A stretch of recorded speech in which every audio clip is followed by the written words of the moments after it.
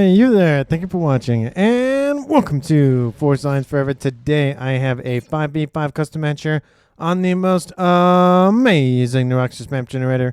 So let's go ahead and introduce our teams and our players. Starting off with Team 1 up here in the north, ending with Team 2 in the south. Starting off with Team 1's easternmost player and working our way westward across the map, we have in Barbie Pink, the Pink Bomber, going first lane as a Cybern. He is a 1200. To his west, we have in Pac-Man Yolo, Twitch Mofo, going first lane as a UEF. He is a 1500. In the middle of the map here for Team 1 is Nyx, going first lane as an Aeon in Light Oak 10. He is a 1400. And all the way to the western edge of the map here for Team 1 in Orange to Color Orange is Dorset, going first lane as a Cybern as a 1000 rated player. And last but not least, in the northwestern corner of the map in the Rigo Echelon hit for Team 1, it is C2118 Freedom, going first lane as a Seraphim. He is a 2000 rated player in Batman Gray, the highest rated player on Team 1 and in the game overall. So overall for Team 1 side of the map, they have one of each of the faction at a minimum with a dual major in Cybern technology, which means there are 2 Cyberns, 1 UEF, 1 Aeon, and 1 Seraphim for Team 1. Starting off with the rear guard slot player for Team 2 and working our way westward, we have in Royal Blue, CM Nicholas, going first lane as a UEF. He is an 1800, the highest rated player on Team 2. Into his north in Stitch Blue, a Seraphim player of Scorius 42, going first land. He is a 1000 rated player. In Snow White in the middle of the map here for Team 2, we have Sandman going first land as a Cybern. He is a 1500. And continuing on, we have in Ruby Red a Dragon Slayer going first land second there as a UEF. He is a 1600. And last but not least, for Team 2, in the northwest corner of the map, we have Blarg 6516 going first lane as an Aeon in Imperial Gray, and he is a 1300. So for Team 2 side of the map, they have one of each of the factions at a minimum with a dual major in UEF technology, which means 2 UEF, 1 Seraphim, 1 Cybern, and 1 Aeon. And the difference between Team 1 and Team 2 is Team 1 has 2 Cyberns, Team 1 has 2 Cyberns, Team 2 has 2 UEF. Hopefully I said that correctly. And for 10 players on the map, let's take a look at how much reclaim they have to scoop up. Currently sitting at almost 14,000 mass in reclaim, which means it's 1.4k mass per player. We do see, honestly, most of the mass is very spread out. I see a couple of essentially 500s in the middle, right and south of Sandman's position. He's going straight for the nice little civilians in the middle of the map, reclaiming those hopefully abandoned structures, hopefully. And we do see a couple of 200s in the west and east. And in terms of mass point layouts here for Team 2, there is a 5-star mix near the Rigo slot player of Team 2's CM Nicholas, as well as a Trimex position to the north of Scorius and another Trimex just to the north of Blarg. Besides that, a decent amount of mixes to be fought over in the middle of the map, primarily I'd say all around these civilian UEF structures, which are currently being reclaimed by Sanoman. There's not really a huge concentration in terms of, 4 mixes kind of right next to each other, 3 mixes right next to each other, kind of how they are over there. These mixers are a little bit spread out, which means it's definitely going to be fought over. It's going to be hard to really control essentially the entire block of these mexes. I wouldn't be surprised to see maybe one team grab essentially this set of mexes and the other one, at least in Team 2's perspective, grab this set possibly. We'll just have to see how the game does shake out. But there is a large amount of no man's land on the western and eastern sides here for both teams. So we could see the fighting gravitate towards the middle just due to the fact that there are mixes to be fought over rather than trying to traverse no man's land and trying to push into the other side of the map. But in the west, we do see that Team 1's Dorset Control Ks. I don't know if it was a connection issue or not. Usually when these things happen, I usually pause to read chat a little bit. Something about mine, give back, something, conversation about mexes. And I'm slightly, okay, taking all GG. Oh, so Dorset actually leaves because he feels like these mixes are his, and his teammate of Nyx doesn't want to give him up. And then the ping pong going, what the heck is going on? Definitely unfortunate there. But at less than 4 minutes, Team 1 loses their first player, dropping this game to a 4v5 in favor of Team 2. And we're seeing that Dorset actually control K'd everything. It should be on full share. I don't think it's on partial share. I don't know. That could have been a control K. It most likely was of everything, but that will all go over to C21 18 Freedom in the northwest, and most likely Nyx on the front line over here to the west as well. Definitely unfortunate to see that happen. Disagreements do happen. I can't really condone actions one way or the other. At least I feel like at the minimum, if Dorset was just annoyed that his teammate took some of his mexes, be like, hey, those are mine, I'm going to do without them, but I would like those, you know, I feel like those are mine kind of thing. Like, you can have a disagreement, but probably don't leave and control K everything. We do see a Team 1 bomber outbound from CM Nicholas going after the P-Gens here for 21-18 Freedom, going after some engineers, going to kill off two. Oh, no, almost killed off a third one. Almost killed off a second one, too, but that second one was in the fire just a little bit too long. Interceptors are already on their way to well intercept that bomber. Bomber will get another pass in before it is most likely shot down. We have some ISOs online. Bomber does get shot down. Did it drop some bombs? No, it did! It killed off one engineer. Excuse me, two engineers. We got 4 kills from that bomber. Definitely not too bad. I don't know if it was realistically worth the mass cost, but hey, you know, it's better than nothing, I guess. In the middle of the map here, gun damage range has been started for Dragon Slayer. Trying to again establish a nice forward position here for himself and his team. And to his East Man, essentially doing the exact same thing, but holding position for now. We do say that it looks like it's going to be possibly a 2v1 here on the eastern side here between both CM Nicholas and Scorius in the southern section, of course on Team 2, and Pink Bomber on Team 1. We should see Twitchy Mofo transition to the middle of the map to make this more of a 2v2 versus a 2v1. And so far, Blarg is unopposed, but I would not be surprised to see 21-18 Freedom or even Nyx's Calm himself transition and move over here to block this, because this is uncontested. This is a huge grab here by Blarg. I mean, without Dorset there, it gives a lot of room for him to just push in, grab those Trimexes, and he's probably just going to hold there. I wouldn't push in any further in. That's definitely some snipe territory if he continues to push in against Nyx's forces and even try to go past him and go after Freedom. We can see Freedom moving in to at least try to isolate the approach on that western side. Gun upgrade almost done. Units outbound here from Twitchy Mofo coming into this base here for Sandman. He baps those away very quickly, and he's going for his own gun and gun speed and range upgrade.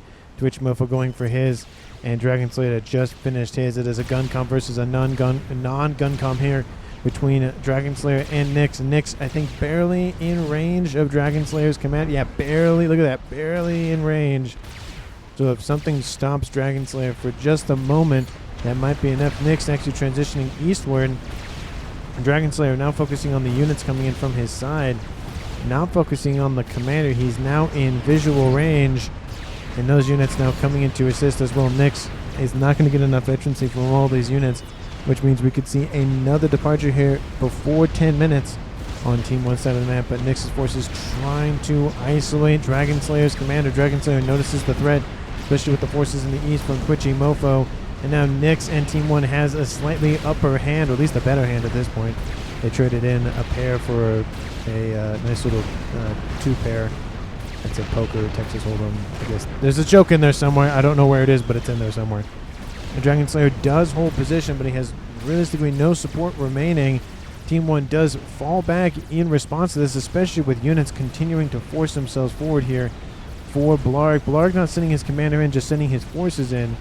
We do see again Freedom was on his way to that front line position as well, and most of Nyx's forces are moving in to intercept. In the east, the Pink Bomber has again essentially done the exact same thing that Blarg has done, and has sent his Calm and units forward, holding position for the time being, not pushing in directly onto CM, Nicholas, or even Scorius in the eastern side of the map. Both of these players on the western eastern edge very much aware that snipes, even though they're this early, they can happen, and it would be devastating to lose their comm that far forward. I mean, not necessarily because the comm drops mass or anything, unlike Bar, but it's just, you know, he's that far forward and he gets sniped this early in the game. It kind of sucked, to be fair. Wouldn't lie. We do see that Twitchy Muffo has the gun upgrade on board, the same as Sanoman. And these units, or these comms, focusing on the units for each other's armies, not necessarily the comms, because the units, of course, provide veterancy. And Sanoman is already at 1 star versus Twitchy Muffo 0 stars. And Sanoman still is 1,000 hit points down in that differential between the UEF and Cybern variety. And if, of course, Twitchy Muffo gets 1 star veterancy, that's 1,200 more hit points versus the 1,000 that Sanoman gets. We see Pink Bomber now moving his forces in, trying to essentially get a nice little hook, nice little flanking maneuver outbound on Sanoman. Sanoman notices the threat and goes, yeah, I'll deal with this. It's fine. Don't worry about it. We see that Dragon Slayer is pushed all the way essentially to the northern side of the central section of the map here and is holding position for the time being. There are a lot of units building up here for Nyx. Unfortunately, anything outbound from Freedom is going to get blocked for the time being to come and try to go after Dragon Slayer. They have to fight through Blarg's forces first. Fortunately here for Blarg, Freedom isn't really focused on units. He's focusing on upgrades, going for T3 before 10 minutes. T2 land also online here for him. He's sitting on dual bases. Granted, he had to build the second base, not just inheriting it from his teammate. But, you know, he still is on dual bases. And Team 1 is on the back end for mass income, sitting at 260 versus Team 2's I'll call it 300 because those numbers constantly are jumping, so I'll just say 300 to make the differential about 50, 40 mass per second. Pink Bomber does have gun, and now he has stealth on board as well. Sanoman only has gun, and he's down, say 6,000 hit points versus Pink Bomber's 12,000 hit points, which means there's about a 5,000 to 6,000 hit point differential. This could be an easy double kill, double team here for Team 1 if Twitchy Muffo sends his forces in. There's a decent amount of T1 PD here, slowing the approach of both units from the north and from the east. But once the Pink Bomber can get in range of Sanoman's commander, again, Twitchy Muffo just slowly eating away all of that PD. Sanoman's running out of territory to hide or fall back to. We do see Nano Repair coming online for Dragon Slayer in the middle, holding position for the time being, while Nyx's forces start to kind of just avalanche on top of him, start to snowball on top of him. Sanoman is going to just fully retreat, cut through his forces, cut his losses, and call it a day, while Twitchy Muffo is forcing his way forward southward, trying to cut off any sort of reinforcements from the middle. And again, he might even just take this opportunity and hook west and go directly after Dragon Slayer. Dragon Slayer, noticing the threat from this move from Twitchy Muffo, sends all of his forces southward to intercept. Unfortunately, it doesn't end the push here. Unfortunately, Team 2 has lost territory. Team 2 has lost territory. I have to make sure which side of the map is which player and which team. Sanoman is still alive, though. 2-star almost. I'll say 3-star because he's essentially 6 mat up there. You see, he's 3-star. It's almost like I manifested it or something. Drop bomber outbound from CM Nicholas, going after C2118 Freedom. T3 Air is online, building an ASF as we speak, dropping a bomb on top of a Mechs. He's going after the T2 land headquarters and does kill off 2 Mechs in the exchange. We do see some interceptors as well here to assist the ASF forces from Team 1, but that 1,000 mass wreck is definitely worth the 2 Mechs that Team 2's CM Nicholas killed off. The only unfortunate thing is that because the engineers were right here, they were almost immediately able to rebuild those Mechs. So that loss, honestly, is not as great as it could have been had the engineers been off somewhere else over here. Because it's, 6, 12 mass a second, 10 seconds, that's 120. 100 seconds, that's 1,200. That's more than the mass caught, or at least remaining for that bomber. But unfortunately, those engineers immediately rebuilt that Mechs, making that value not as good as it could have been. It's still a nice 2 T2 Mechs is killed off, but it's not as impactful as it could have been, essentially, but is what it comes down to.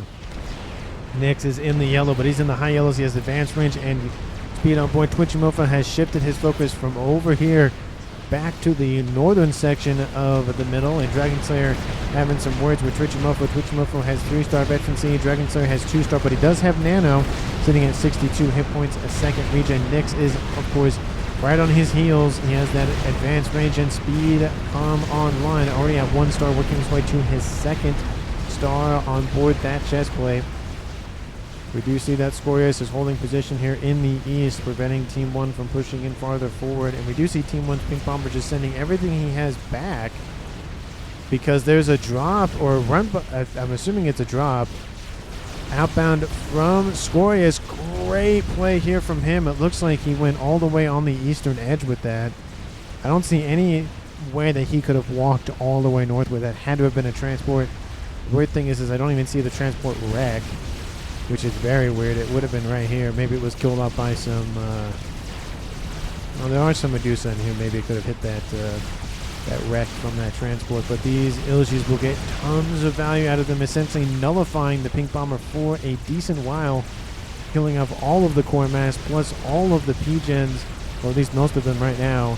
T1 PD has been built, but man, that destruction is definitely almost complete here for the Pink Bomber. He still has mass and some power to his name, but not much. He's getting some overflow from his teammates, but that is going to severely hamper Team 1's offensive in the eastern side, giving Team 2 Sentiment a little bit more breathing room and actually more momentum to push back against Twitchy Mofo once again.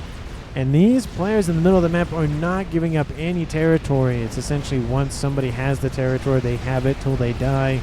They fall back, they rebuild, they push in, they take it again, they fall back, they rebuild, they push in again.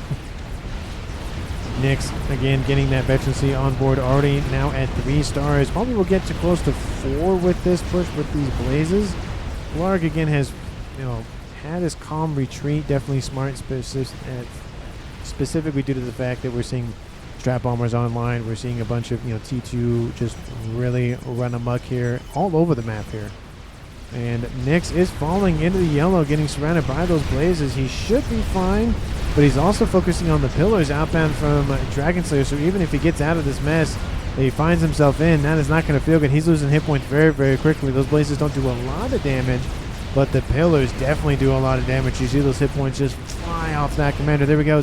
Another kill here for Team 2. And at 15 minutes, it is a 3v5 in favor of the southern team of Team 2. And Twitchy Mofo in the east is being surrounded by Mantis. He is getting some Titan support that'll rip apart those T1 units very quickly.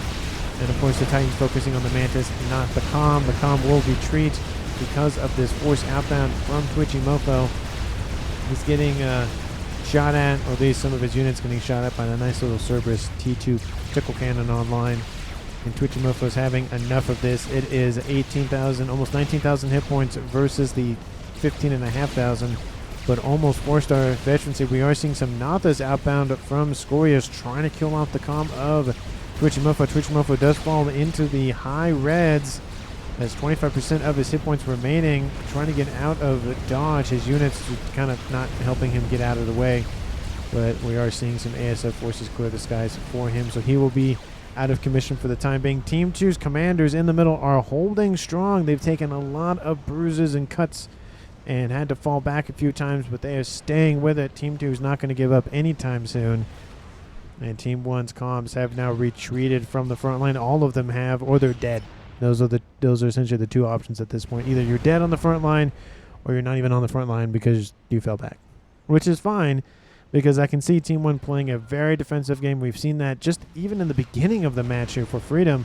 He lost Dorset, and he's had to play a defensive game just because he doesn't really have a lot of options. But with that dual base online, he's getting his air grid up nice and fast. Comparatively, Team 2's air grid is getting up as well.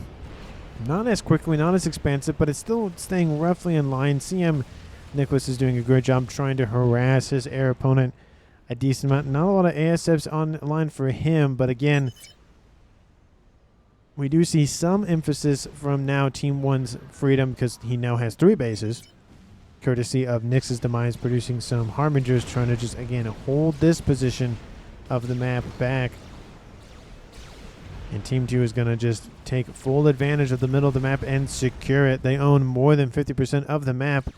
I mean, we have these large, swaths of mountains that, nobody can really claim. You could maybe drop an engineer and build a couple of, I think those mountains are too high. You could probably build some radar systems in there.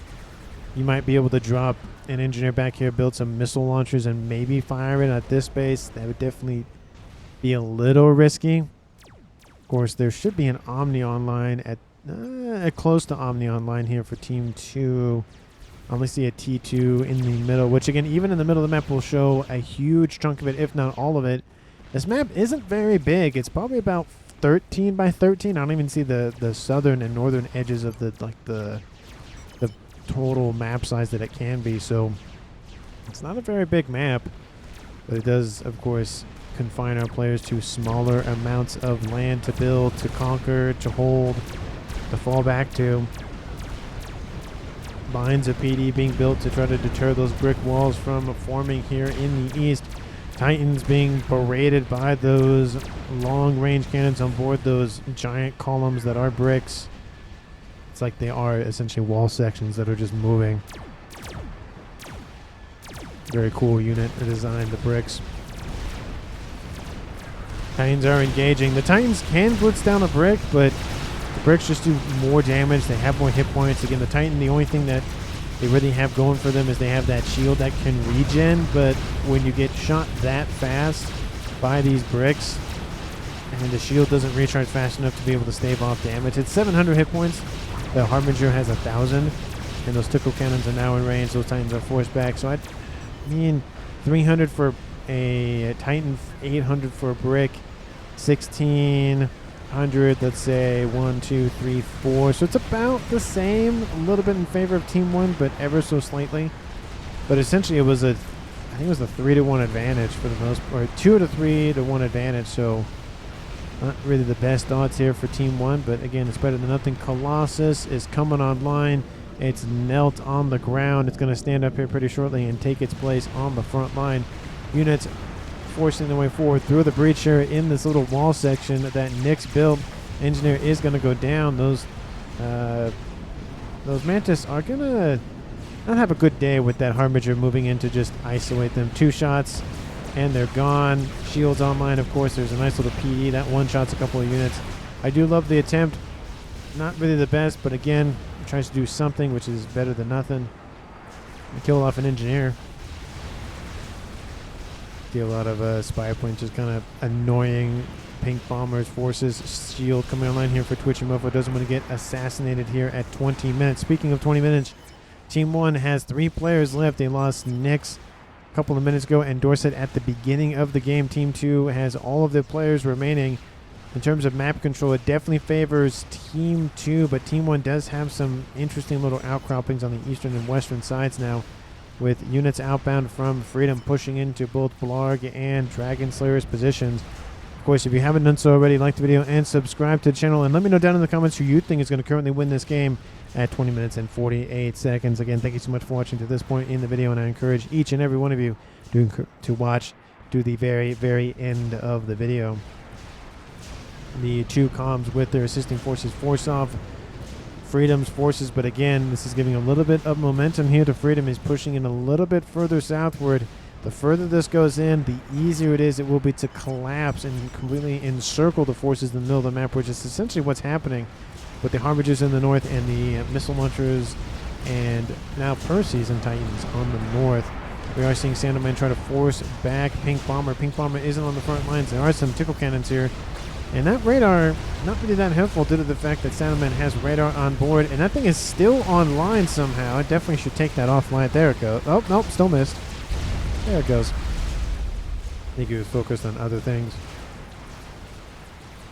You got to take out the radar. That's one of the most important things. If your opponent can't see you coming, that's very, very big news for you.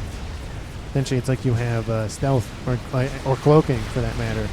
Just in the fog of war, we do see Percy's lining up, going after bricks. Again, favorite unit, the Percy, but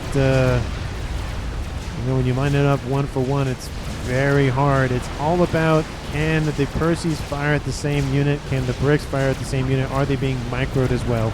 Because if you just send a line of Perseus and a line of bricks, if you're concentrated, so let's say, same amount of units for Team 1, Team 2. Team 1 just sends them in, isn't really microing each of the units in terms of, okay, target this one, that one's dead, move on to the next one, just kind of fire it, whatever. But Team 2 is microing them, saying, target this one, then this one, then this one, then this one. Usually that sort of strategy works a lot better than just kind of just sending them in and see what happens. In the West, Harbinger's building up once again here now for Team 2's Blarg. A couple of bombers over top going after Harbingers, killing up a decent amount of AA. It's only T1, but again, killing off AA is always a good idea. It gives you a little bit more room to work with your spy planes and your ASF and your gunships and your bombers and the whatnot. Or Mercies if you have no Mercies, but I don't really see those nowadays. Definitely unfortunate. I did like the Mercy snipes. I think they were a little too OP. I think I've stated this before, but I feel like instead of nerfing them or changing them so that's a nice AoE, I feel like the damage each one should have done would be diminished. So you still have the potential for Mercy snipes. It's just more difficult to keep, I don't know, 10 or so Mercies online versus, I think it was 5? Maybe it was 4 depending on how many upgrades you had. I think it was 4 or 5, I think. So making it double, I mean, I don't know. I understand why the change. It's just, it's unfortunate where I'm like, oh, I don't see Mercies really used anymore. Colossus is online leading the charge here in the West for his Harbinger brother, and he probably wishes he had his own personal shield, which is definitely something that I mean, I've noticed this before, that no land experimental has a shield besides the FAF because it's very slow. But why doesn't, like, the Monkey or the Seraphim Yathotha or the Galactic Colossus have a shield? What's up with that? Huh? Who came up with that idea? I guess, I mean, I get the Crab and the Monkey doesn't have shields just because the Cyberns aren't super shield focused, but all the other factions pretty much are. There's at least one unit in each faction that has a personal shield that I can. Oh, the Seraphim don't have one. No, because you have the Harbinger T3, you have the Titan T3, you have nothing T3 for the Sirens and nothing T3 for the Seraphim. That's really weird to not have a personal shield for the Seraphim. But they do have a T3 mobile shield, so that kind of counters it. Anyway, just being distracted by units and whatnot. In the West, Colossus just starting to barrel down on these Harbingers. Harbinger v. Harbinger warfare here. It's Aeon v. Aeon crimes. But of course, the benefit here is that Team 1 has a nice giant-eyed Cyclops. Sandman builds an experimental. Is it a Crab? It is a Monkey. He did not skip the Monkey phase and go straight to Crab. It is a Monkey. I don't see... Oh, nope, another experimental already. Actually, 2/3 of the way down here. Is that paused? No, it just looks like it was for a second.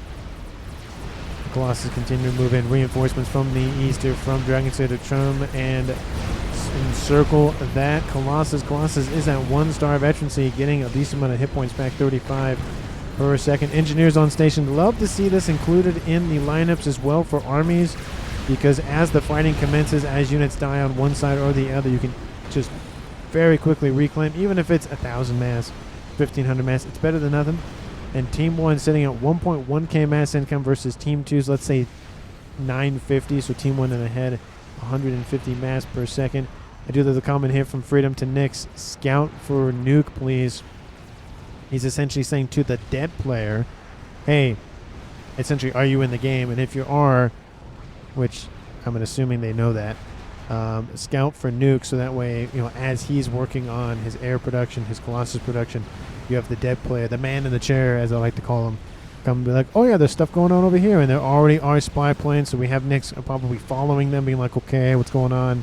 Okay, nothing really too crazy over here. Where are they going? What's going on over here? I love that, because then he can report back being like, yeah, there's a thing going on, you should watch out for it, or hey, they have a nuke, or hey, they're building an experimental, or whatever they're doing. You at least have some intel, and it takes off a little bit of the load off of the remaining alive players. But we do see the Harbingers and Perseus outnumber that Colossus 20-1, and that Colossus trying to make it home for supper. Unfortunately, that Colossus is stuck by a wall, not a wall, a hole, and he will not make it back home. Tried to make it further northward to get that mass secured on his side of the map, but some Perseus going to walk right into that crash damage, kills off a few of them.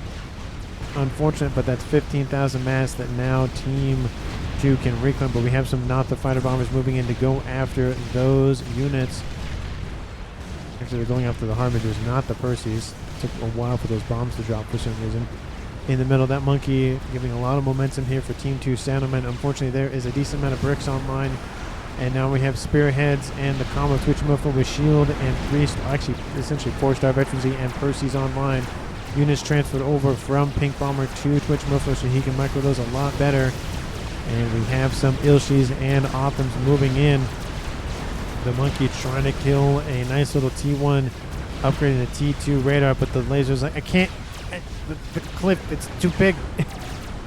I need to be taller. Why can't I be the Colossus and like tower over everybody? And it will force Team 2 back ever so slightly, but Team 1 shouldn't push in too far forward. It puts them out of position. They have a decent amount of defenses and missile launchers and all that Team 2 would be walking into. It's mostly advantageous to be the defensive player rather than the offensive player, because your mass is going to their side of the map versus their mass coming to your side of the map. Unless your opponent takes that territory, then it's better for them. But usually, I'd say 7 out of 10 times the defender wins. 7 out of 10 the defender wins, so that's definitely most. Missile launchers outbound here from Team 2 going after something. They're not going after, are they going after T3 Pigeons? I don't know what they, or T3 Mechs, I should say. They're going after, yeah. Oh, one got hit by, actually a couple of them got hit by some ASFs. The ASFs shield that T3 Mechs, and I think it essentially saves that Mechs. Definitely unfortunate. Another volley is outbound going after this T2 Mechs, not even at T3 yet. A little bit overkill. How many engineers will die? 1. 3 of them remain. They can easily build some more TMD. And we're seeing more missiles going for the main base that once belonged to Nyx. There are only T3 Mechs here. It's going to cost a little bit more missile fire to deal with this. Facility is almost destroyed right before that Harbinger is off that production line. Killing off T3 land facilities is nice. It slows down production, but killing off mass would also slow down production. We see now 2 Colossus over here coming to secure the reclaim of their fallen brother. See Harbingers in the west and Percy's in the south. I feel like this army should be microed by one person and then have the other one focus on something else. We're having Dragon Slayer, I don't know what he's really focusing on. Has his Omni sensor on board, but that's really it. Crab almost half done here for Soundman. Air Grid, of course, being expanded out here for Nicholas. Pigeons also being expanded in mass fabs for Scorius. I think I'm saying his name right. Pink Bomber looks like he's recovered. And building some E-storages. But there's a missile base in the back line here for Team 1's CM Nicholas with some Ravagers as well. Going after more T3 Mechs here. It's just Pink Bomber is suffering this game. He's being assaulted multiple times here. And he's going to move out of range. He pretty much probably knows where it is. Team 1 can see it. They have some spy planes overhead. They know what's going on. Pink Bomber says, hey, there's something going on over there. Hey, I need some assistance. T3 Mechs is going to get assassinated once again. Pink Bomber going to build some zappers to defend himself. T3 land headquarters is going to go down. Very unfortunate. But most of the attention is on the western side here for Team 2. We have 3 players as units moving westward. And Ravagers and TMD and everything being shifted over here. Multiple Colossi. Janus moving in here for the airplay of CM Nicholas, baking his opponent in holy hellfire. And all of that glorious, glorious fire. That guy is on fire, literally and figuratively. He's almost killed off 13,000 mass. Second Colossus next to him is killed off 29,000. Going to probably get to 39,000 before he dies. Ravagers are in range. A couple of Harbingers. Lots of ASFs here for C2118 Freedom. He's sitting at 175. CM is sitting at 124. So definitely comparable numbers, but Team 1 is in close to mass air dominance territory. And that first Colossus, second Colossus, I should say, is destroyed. 26,000 mass has been destroyed. Percy's trying to kill off their opponent. More and more being added to this grouping. Janus coming in once again. There are some shields, but those are for Team 2, not for Team 1. And those Colossus in the grips of that, in the Percy's in the grips of that Colossus will be killed off. More Harbingers trying to come and save their brethren, but it doesn't matter. He gets fallen anyways. Reducing the engineers over here. Hurley trying to reclaim as much as they can. Decent grouping of mass here, about, I'd say 40, actually 50-something thousand right there. And a repair advance has been started by C2118 Freedom in the north. The TML base and Ravager base gets destroyed, but not after dealing a huge damage to Pink Bomber once again. Again, he is suffering in this game. He got back up to 200 mass a second. Team 1 at 1.4k mass income. Team 2 1.2. Twitchy pushing back. Sanoman in the middle. Lots of bricks. Monkeys in the yellow, but a crab is online, and this will force back the land army for Team 1's Twitchy quite significantly. More and more Colossus are being thrown at this western side of the map. I feel like Freedom is just saying, get drowned. Drown? Drown in my mass? Maybe that's how you would say it in English. I don't know. I feel like sometimes my English is very subpar, and that's my first language. Crab and that monkey and brick walls forcing their way forward, forcing back Team 1's Twitchy sending them into the middle of the map. Twitchy is nowhere on the front lines, but again, he's sitting at 34,000 hit points, so he can stay above a couple of bombs at a minimum at least. And Team 2 using those Harbingers to scoop up the reclaim and a Colossus to secure it. Great use of technology here for Blarg. Trying to get it before his opponent tries to make a play for it. An Awasaw Bomber is coming online. Love to see it. My favorite air unit in the game. And the bricks and the Percys and the shields and the whatnot are moving in, going after this brick and Cybran force here. Mainly bricks, but I do see a couple of Optims and some Loyalists. Love to see the intermixing of technologies. Love it. But these units are trying to get in and kind of suffering under the towering weight of that most HP starting unit in the game at 110,000, and can only climb higher and higher. Beats out the Colossus, but also has better range. And someone pointed out to me this a long time ago, or not a long time ago, like a week or two ago. I'm trying to see if I can get it to emerge, but if you pull back just enough, you actually see an artillery piece on the back of that megalith. So apparently at some point there is like an artillery possible element to the megalith, and the low poly model, you can still see it. You can even, that's a better view of it. You can see that gun on the back. Obviously if I zoom, get closer, it's not there. Looks like it was actually, the megalith was more bulky. It was more armored, and they took off some of the, what looks like the armor, essentially. Again, 110,000 hit points, still a lot of hit points, but still. So I'm kind of interested to see, maybe we might get a, there's probably a mod at some point that somebody developed to add the artillery back onto that. I hear some bombs landing somewhere in the western side of my ear. ASF fight. Mike commands. Awasaw Bomber is now being deployed to the front lines. And Team 2 CM Nicholas positioning his ASF to crush that bomber. It looks like they're going to move in to try to go after this grouping of bricks. Even if that Awasaw gets one pass, it is going to be enough to kill most of this momentum and a lot of the bricks. There it goes. Bomb lands right at the feet of that megalith. There it goes. Oh, and it blinds his view screen for a little bit. He's killed off 59,000 mass, and these units continuing to shift eastward.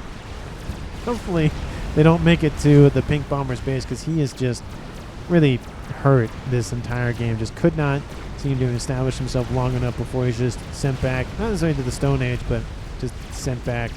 Awasaw Bomber moving in once again. The ASFs here for Team 2 CM have fallen back, and we'll get another bomb inbound. Won't kill off as much as the first one did, but here it goes. Kills off another grouping of bricks. The remaining forces holding position near a Trimax, and then continue pushing forward. Wall sections hurriedly being built to deter the pathfinding of those units. Fat Boy is online. Awasaw Bomber sitting on the ground, probably not the best idea. Twitchy Mofo actually sending his comm forward. Again, going after a megalith with 100,000 hit points. Overcharge kills off a chunk of hit points. Now Twitchy has to dodge as quickly as he can. You can see him shooting back, or walking back and forth. Awasa Bomber landing. I think he's going to take some... No, actually, he's barely out of range. Look at that. I thought he was still in range, but not the fighter bombers. Also, actually, those are T1s, not T... no, there's some alphas in there. Hey, hey. Could make me a liar there. Twitch Mofo. Oh, he's going to suffer. He's going to use his explosion to kill off some of the hit points for that unit. I feel like he thought he could tank it, but just it was barely not enough. Needed about, I'd say, 15 more seconds, and I think he would have been fine. Units into the East tier 4, Team 2. Sandman just constantly pushing against Team 1. It's essentially Freedom is the main player now. Oh, he's been the main player for a while, but now he is the de facto main player of this game. He's the 2,000 rated, the highest rated player in the game overall. And he is now sitting on 4 bases, 1.2k mass income. What is he going to do with all of that mass? Well, he hasn't decided as of yet, but he's going for chicken so far. His nano repair upgrade is still going. He's building another Awasa bomber down there. Are you spending all your mass? No, you're okay. You're sitting at 41,000 in your mass bar out of 106. That's not too bad. That's about the full bar would be half anything in the game. Why did it select Scorious? But Nuke is outbound from Team 2's air player. Has dual Nuke launchers online. Where are they going? They're going for the old base that once belonged to Twitchy Mofo, essentially saying, no, Freedom, you can't have that mass. Sorry. Good thing it didn't go after Pink Bomber, because that would just be... that would just hurt, just being bombarded by Ilshis and then TAC missile launchers. And then the Nuke, you'd be like, okay, can I just leave now? I've been turned into a cow. Can I go home now? And that second Nuke is half loaded. And there it goes. Kaboom! The Fat Boy does make it out of range. And is Freedom having some power issues? Oh, he is... Why is he having such a power issue? Oh. Oh. That's why. You probably should fix your power income a little bit there, my friend, because, yeah, that's a lot of power that you're negative there. That's a lot of power. Anyway, we'll see if he slows that down a little bit. But 37 minutes on the clock. He's thinking about how to end this game. Nicholas has thought about how to end this game with dual nuke launchers, which, you know, does happen a decent amount, but we'll see if that can break through Team 1's SMDs, which only have 3 loaded, plus an additional 2 over there. But Team 1 now knows the nuke launcher exists if they didn't know already, which they didn't know, so that's definitely good information to know. Team 1 sitting at 1.1k mass income. Team 2, 1.3. I think pings go down from Nick's talking about something. Team 2 notices all of these engineers sitting in a square. Maybe they're thinking it's experimental. Maybe they're not paying attention. Who knows? That Yolo is in the yellow already, so it's going up pretty quick. But Team 2 is starting to push in on Freedom's territory. We see multiple Colossus holding position. Awasa Bomber moving in. Here comes the air fight. Will it commence? Will Freedom take it? Yes, he will. Freedom will take it. He has the advantage, and here goes his wave of ASFs inbound. Oh, now it's just going to be a madhouse. No, just consolidated turns. And all of this mass falls on Team 2's side of the map. Couple of Redeemers. AA in the mix. Another nuke is outbound going after this base here. Will get shot down by that SMD. Team 1 wins the air fight. Awasa killed off 112,000 mass, almost up to 5-star veterancy here in this game. That you hardly see 5-star veterancy at bombers like this. And 3 Colossi versus 1, holding to, again, try to claim the wrecks of their dead brethren. Percy's and Fat Boys and tons of Redeemers. I'm assuming the mass on the map is probably 250,000. Oh no, not even about half of that, 130. Actually, it's a lot less than I thought. That Colossus is going to add another 16,000 to the mass haul. Make sure you have Omni in the back, says Twitchy Mofo, just in case someone teleports in something. I think that's what he's talking about. His Omni's right here. How much does that cover? It covers almost his entire base in the west and almost the entire northern edge. ASF's coming in to protect their bomber investments. They could even try to airlock Team 2 at this point. I mean, the amount of ASFs remaining here for Freedom is quite extensive, sitting at 100 ASFs. Do you see him? Nicholas is probably like 15. 12. He's sitting at 12 with 8 Janus, so a little bit more fighter bomber, but not by much. Colossus pushing their way forward. They're just slowly cleansing the red units from the map. Sanoman actually shifting his focus not on pink bomber, but to the west to go after this position here. Tons of Colossi being built as we speak here at FAF Point, and Colossus going through the small little avenue through the middle of the map. How's that Yolo doing? It's in the green. 9,000 out of the 12,000 hit points have been funded, and that bomber is sitting underneath some AA. Will take out a ton of that pressure right there. There he goes. Kills off a Pigeon. ASF trying to kill off that bomber. 182,000. It's paid for itself and then some. Almost paid for that Yolo, essentially. There goes the bomb landing on top of that shield. The bomber will fall off screen. Let's see. How's the angle? It does fall off screen. There he goes. And sinks into the black void that is off the map. You can see it slowly just fall into the void ocean. ASF's return to base. But again, almost 200,000 mass killed with that one bomber. And how much mass has been killed off? 73,000 and none. And it's definitely worth the first nuke. Second nuke, not as much, but averaging 35. That's a pretty good nuke. Second bomber is online, barely overshoots just a little bit. Needs to hit this middle column. Team 1 bombers outbound. Yolo has been constructed. Does Team 2 know? Team 2 knows.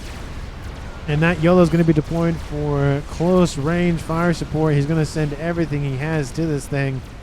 You can see the Colossi in the middle coming northward. This one's from Team 1's Freedom. That Yolo is being built and being loaded as we speak. Chicken is just sitting here completely forgotten. Bomb landing near the SMD. The SMD is the main target. Most of those bricks have been taken up, but the SMD is killed off. There's a nuke over here. If Team 2 gets a nuke, that might be enough. But I think the SMD will cover that position. I don't think they could go after the Yolo directly. They could probably go after the air grid. Crab trying to go in, goes after the air grid, trying to do as much PGen damage as he can. Nuke is outbound, gonna land here, and that nuke is gonna land on top of C-2118 Freedom. Unfortunately, an SMD has been built. This one over here is loaded, and I feel like that one will save him. Crab is still online. It's gonna land not necessarily in the best position. Might clip the rest of the hit points on board the Megalith. And look at that explosion. Will it clip it? Clips a little bit of it, but that's probably just due to all of the Team 1 bombers overhead. The air grid is down. The nuke is outbound, and it barely gets clipped by that SMD. Ooh, that's gotta hurt. Oh, it would have killed off the Yolo. That probably would have been game here for Team 2, but Team 2 now being assaulted in the east. Pink Bomber cannot catch a break. Just suffering in this game. 42 minutes on the clock. And Team 1 has an experimental nuke launcher of the Yolo variety. And Team 2 owns more than 50% of the map and is in the middle of Pink's base as we speak. Another nuke outbound. Where is this one going? It's going after the dual nuke launchers in the south. Nuke's trying to be loaded as fast as they can. SMD over here not loaded enough. SMD over here, one loaded, so we'll stop one Yolo, but Team 2 needs more SMD online immediately, or this is not going to be good here for them. You can stop the Yolo nonsense. You just need 4 or 5 assisted SMDs, and that's pretty much it. The thing is that Freedom doesn't really have a lot of power. His power reserves are not looking good. He's loading those nukes pretty quickly, but he needs more PGens. He's building a chicken, because why not? He needs to spend some of his mass. He has that Awasaw bomber. He has his Galactic Colossus running around the map, holding positions. Pink is retreating as fast as he can. He's just got bombarded this game. I feel bad for him, but he did do his job quite well. Nuke is online for Team 1, and that Yolo is going to land either at the air grid or over here. Might get a double kill if it lands right here. Is it going to drop? Yes, it will. Here comes that. Oh, Sandman might get out of range. Here it comes. CM Nicholas near the initial blast zone. He's dead. Kaboom. And Sandman does get singed, but he's perfectly fine. Another nuke outbound from Team 2, CM Nicholas. He fires it when he dies. Going after that YOLO. SMD is going to be loaded in time. This SMD is also loaded. So that's not going to go anywhere, unfortunately, here for him. And will these nukes pass each other in the sky? We'll see. Oh, let's slow it down just a little bit. How close are these nukes? I don't think I've ever seen two nukes collide ever. But look at that. Look how menacing one of them looks, and look how the it's like so pathetic when you look at the nuke size. You're like, huh, that's the one's a lot bigger than mine. That's not great. And here comes that nuke. Should have just aimed a little bit more westward. It would have not clipped that SMD. Yep, there it is. And here goes that YOLO going after that air grid. There goes all the engineers. And it's just going to be strategic launch detected. Boom. Kills off the entire air grid. And it's the beginning of the end here for Team 2. Team 2 is Dragon trying to build as much SMDs as he can. And needs to load those as quickly as he is able to. And essentially has to spend all of his attention on this. And he has one's going to load, so that's going to be one missile, two missiles. One fires. Is it going to be enough? Yes, it is going to be enough to save Sanoman's base. He just built an SMD, and like I said, Team 2 has to focus everything they have on that YOLO. It's YOLO or bust here for Team 2. They need to kill it. Pink Bomber is no longer a threat. It is just Freedom. 45 minutes on the clock. Team 1 owns 25% of the map. Team 2 essentially owns the rest of it, besides a couple of just units running around here for both teams. A lot of AA, not really going to do a whole lot. Air grid is down. Right, the AA is not going to do a whole lot against the nuke. That's what I'm getting at. And where is this nuke going to land? It's going to land right in the middle of this grid for Dragon Slayer. He has 1, 2 SMDs loaded with one. There's not a lot of support. He needs a lot more.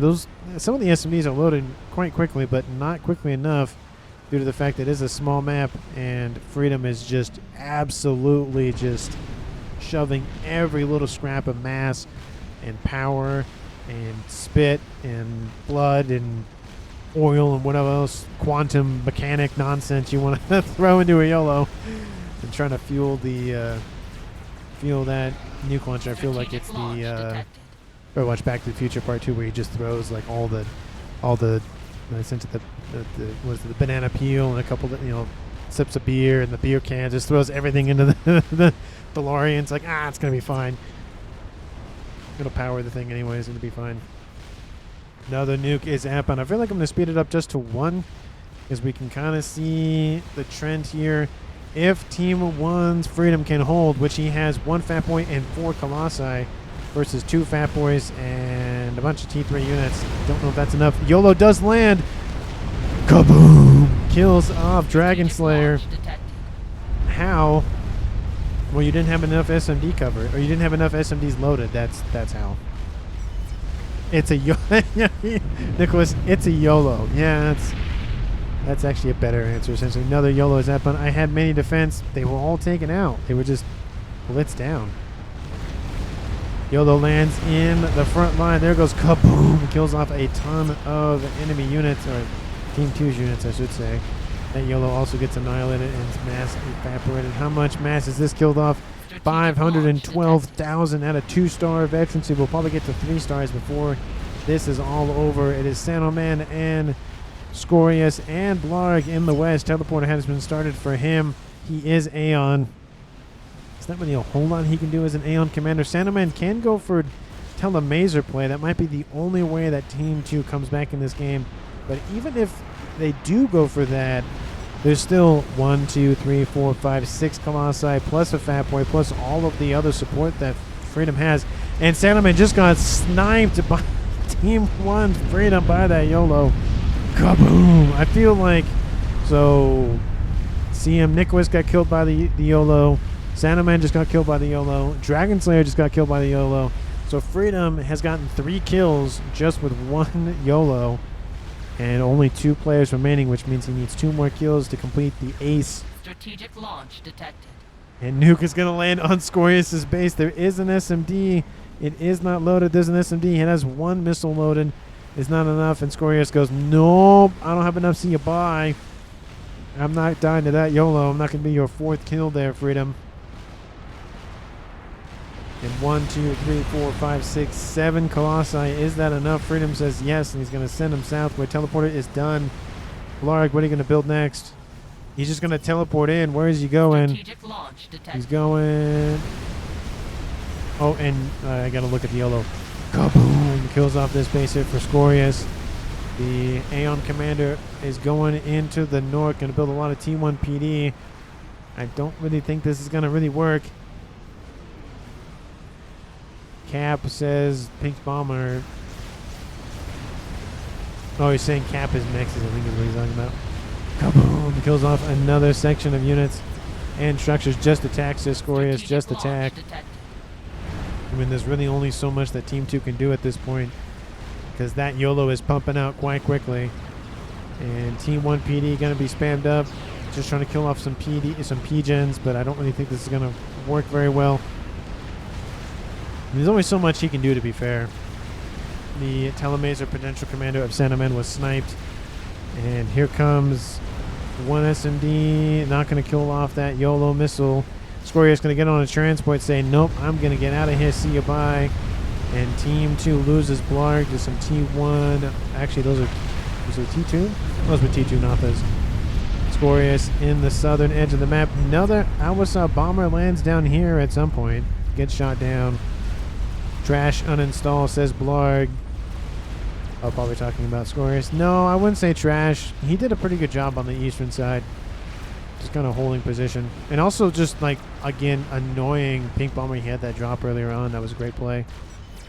And those Colossi are moving in. I did more than you give me credit for. What a cheese para. That's... What a cheese? What? I don't know what that means. Anyway. Scorius is the last remaining player, the sole survivor of Team 2. Teleporter has been started for Pink Bomber. Is he going to just teleport in and kill off Scorius? That'd be very funny. I don't know they know he's there. There's the unknown unit. And there's more Colossus over here. I didn't even notice these guys. They're hanging out over there just again, just carpet bombing everything. You guys had unfair advantage.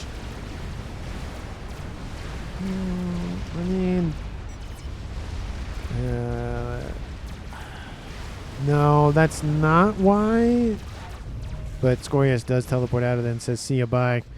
At least based on the logs, we can actually go all the way to the top. We can see Dorset, mine, give me back. And then I'm a slightly better player. Okay, take it all, GG, and then he leaves. So did not donate his base early.